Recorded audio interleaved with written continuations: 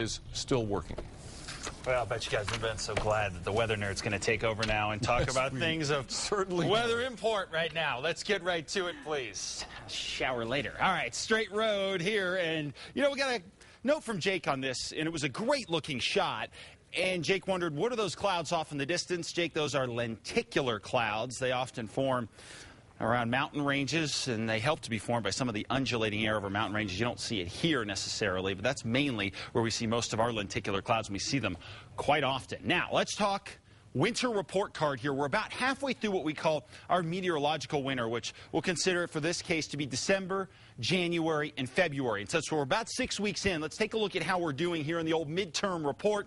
Actually, we're doing all right here. Temperature-wise, our high has been about 47.5. That's about a half degree above average. But remember, that's all of December and half of January. So the fact that we've had such a cold January has brought this number down and closer to average. Our low, we're actually below average by almost a degree, a little over a degree and a half here. So we're a little cooler than we should be at night. As far as precip goes, this is deceiving. We've gotten over an inch so far over the past 6 weeks here, and that's well above average. Sounds great. The problem is we've only got it in one day, really. December 16th, we got almost an inch of rain. So that's pretty much been it for us. One day of rain has been dry ever since, and that's why we have so many issues as far as fire danger goes now, and we may have it fire danger-wise later. 37 degrees in the metro area right now. To the north, temperatures in the teens, 20s and 30s as well. Down to the south, temperatures in the 20s and 30s too. Looking at satellite and radar, we have another storm headed in our direction. It's right here, and it's dropping down into the state for tomorrow. On the whole, this storm, if you're looking at it just as far as a low-pressure system goes, it's fairly strong as it comes on through the state. So why then are we not talking about the possibility of picking up rain and snow across New Mexico and getting some much-needed additional snowpack for the mountains? Well, the problem is, although the storm's fairly strong at drawing air up into the atmosphere, it has very, very little moisture to work with. So if you're drawing dry air up, in a lot of cases, you just end up with dry air, a few clouds, and that's about it. Now, we do have some limited moisture, a little higher in the atmosphere.